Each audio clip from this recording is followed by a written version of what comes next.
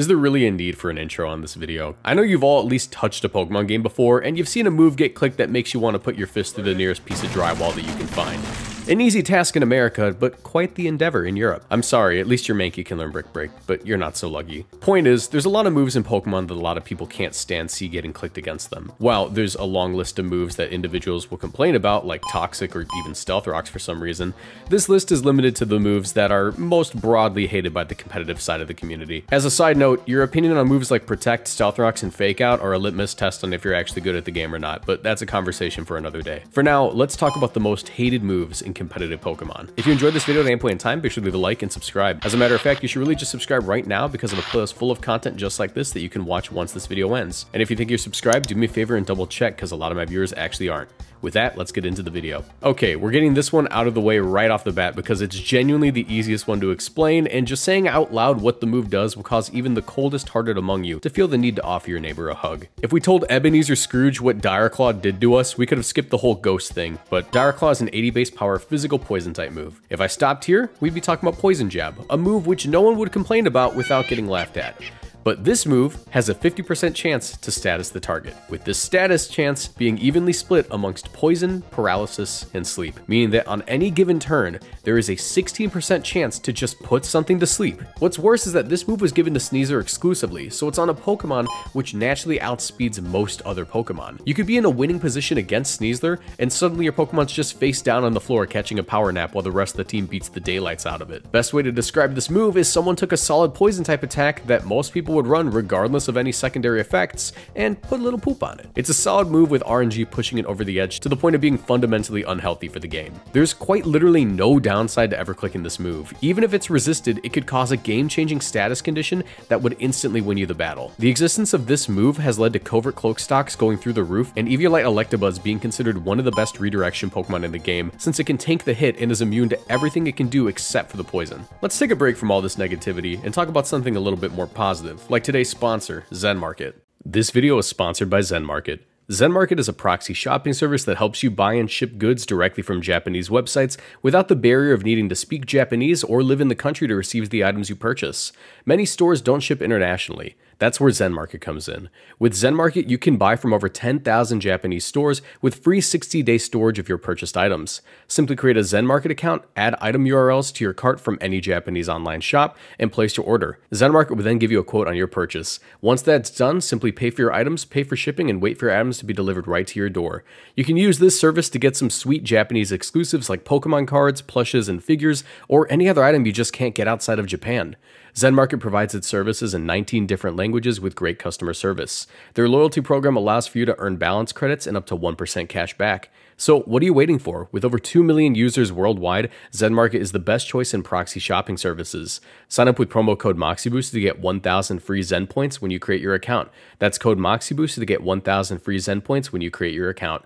And thanks again to Zen Market for sponsoring this video. Speaking of redirection, what if you wanted to redirect moves, but in the most annoying way possible? Well, lucky for you, we have Ally Switch. Ally Switch is a move which switches the user with its ally on the field. I know, right? Pretty complicated. Try to keep up. It has +2 priority, meaning it's got the same priority as moves like Follow Me and Extreme Speed, but not quite as high as moves like Fake Out. Okay, how to explain why this move is a problem when all the other redirection moves aren't? I guess it's twofold. For one, when you click Ally Switch, it's sort of a gamble for both you and your opponent, where clicking Rage Powder or Follow Me results in one Pokemon having to take every attack from the other side of the field that turn, meaning it takes big damage. This isn't necessarily the case for Ally Switch. Because Ally Switch results in the field positions being swapped, it's possible that the Ally Switch could cause turns where both moves individually hit an immune or resisted Pokemon. Or in the event that the opponent tried to predict the Ally Switch getting clicked, they could just get nothing from that turn for guessing incorrectly. Effectively, having the opponent know that you have the option to click Ally Switch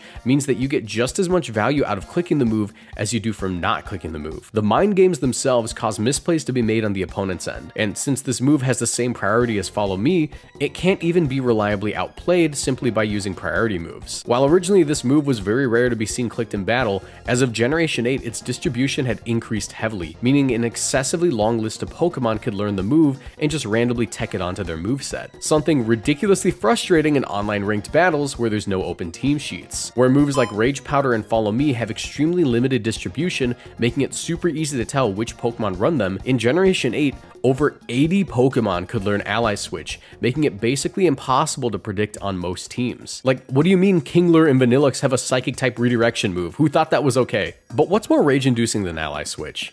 Well, Rage Fist, for one. This is the new signature move of the Mankey line as of Generation 9. Rage Fist is a simple 50 base power physical ghost move. That increases by 50 base power if the user gets hit by an attack.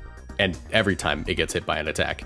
This move, for some ridiculous reason, caps out at 350 base power. Hey, just for getting hit by beat up in a double battle, this move gets boosted to 250 base power, which is frankly already too high, and it's not even maxed out at that point. What's worse is that the effects of Rage Fist don't go away from switching out. The game remembers how many times your Pokemon got hit before switching, meaning Annihilape just gets to keep its pocket nuke on it at all times going forward. You know Explosion only has 300 base power and doesn't hit anything for super effective damage, and oh yeah, knocks out the user for clicking the move, right? So who decided it was okay to give a 350 base power move to Annihilape just for getting a few pats on the back from a partner? There's counterplay to this move, don't get me wrong, but the best counterplay of using a normal type Pokemon who's immune to the attack goes right out the window when you remember that you're trying to beat a fighting type Pokemon. The best way to deal with it is simply KOing the Annihilape as soon as possible to minimize the damage it'll do to your team in the long run. A task easier said than done when you realize it's got the Rat Pack next to it, tanking the hits and decreasing incoming damage with its ability Friend Guard. Oh, and every time you fail to knock out the Annihilape, you know what?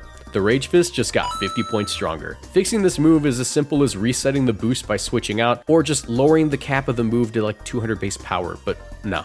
We gotta wait until Generation 10 for Game Freak to realize that they made a mistake. Okay, I'm reading this I'm recording this part after having, you know, read the script initially, but I just checked.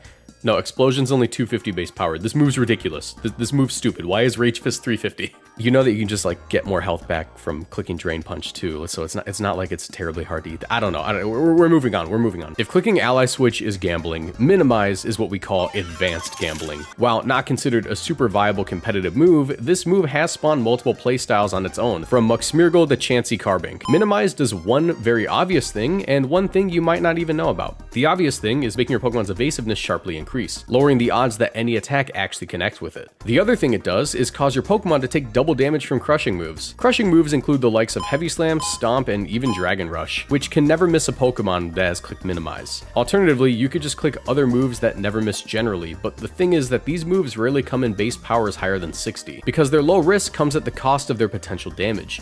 No risk means little reward. The issue with this is that Pokemon which want to click Minimize are super fat Pokemon like Chansey or Muck, which have the bulk to eat the hit and then recover off what little damage it might have done. While I could dwell on this move for a lot longer, I actually do have a full video on the topic that you can check out once this video ends. Alright, sleep moves are their own can of worms. From Sleep Powder to Spore to Dire Claw. Did I mention that move's really stupid? Look, while Spore might be 100% accurate, its distribution is limited to pretty slow Pokemon that have to position well to even get the move off without getting taunted or knocked out. Sleep Powder, its less accurate cousin, has just 75 accuracy and tends to be on very fast Chlorophyll Pokemon, but it's got counterplay in Redirection, Safety Goggles, or just being a Grass type. The sleep move which causes the most headaches has to be Hypnosis. While the other two may be broadly more powerful moves, which can't hit a sizable roster of Pokemon, Hypnosis can actually hit just about any Pokemon not outright immune to sleep itself. At just 60 accuracy, it's considered quite the gamble without some kind of setup to make it easier to land. But in most cases, Hypnosis is a move that's just slapped onto bulky support Pokemon to try to cheese out a possible win from taking that 60% chance to land to stop a Pokemon in its tracks. Some common offenders are the likes of Gothitelle, Bronzong, and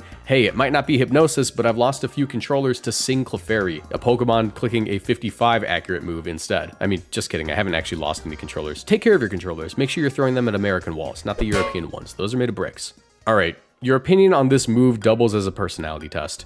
Expanding Force. This one move has had more discourse around it than the book Crime and Punishment. It might be a little reductive, but it could be argued that Expanding Force is the main reason Psyspam even functions as an archetype to begin with. This move is a reasonable 80 base power, single target, special Psychic type move, until Psychic Terrain is active.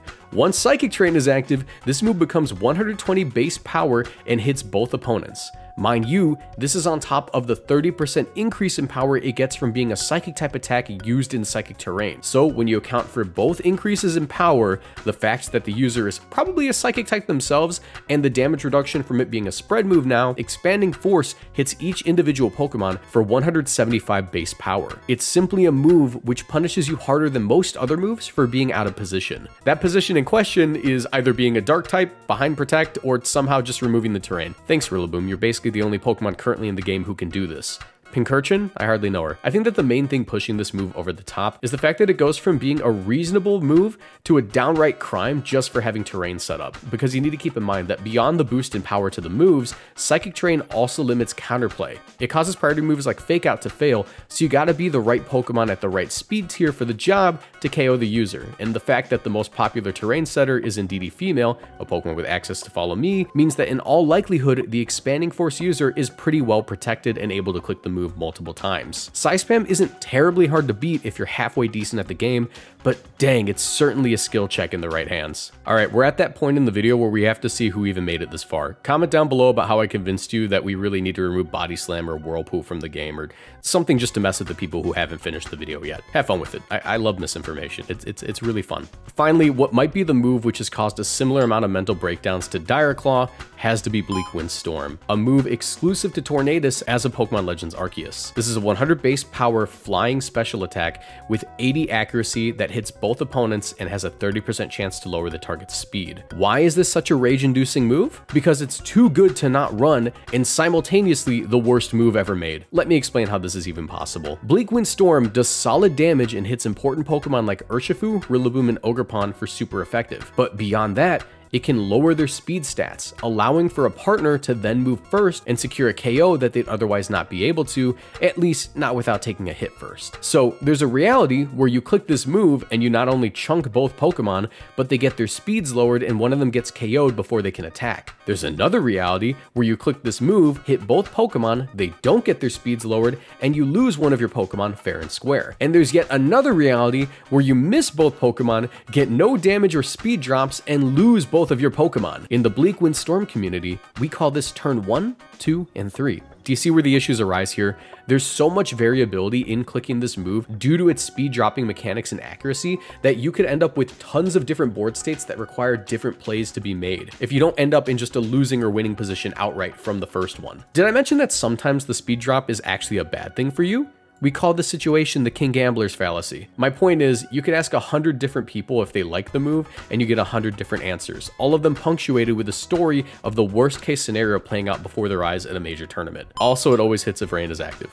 I feel like I need to throw that in there before the comments let me know. But those are the most hated moves in competitive Pokemon. I'm sure some of you are currently typing up a 7-page essay in the comments explaining why Mighty Cleave needs to be removed in Generation 10, or how Stealth Rocks are bad for the game, or how Fake Out's stupid, but it's okay, you're all just wrong. If you enjoyed this video, be sure to leave a like and subscribe. It'd mean the world to me. If you want to support me further, check out my Patreon page or become a YouTube channel member by clicking the join button below the video. This gets you sneak peeks at future videos and even some bonus content. You also see your name at the end of my videos like all these lovely people. Special thanks to my most boosted supporters, Ant Media UK, Avatar67, and Kayla Thompson for their generous pledges. Another way to support me is to check out the videos in the playlist on screen right now. I know you'll find something in there that you'll enjoy. I also have a second channel where I talk about the current VGC metagame trends and a Twitch channel where I stream, both of which are in the description. Thank you all for watching, and I'll see you in the next video. Bye.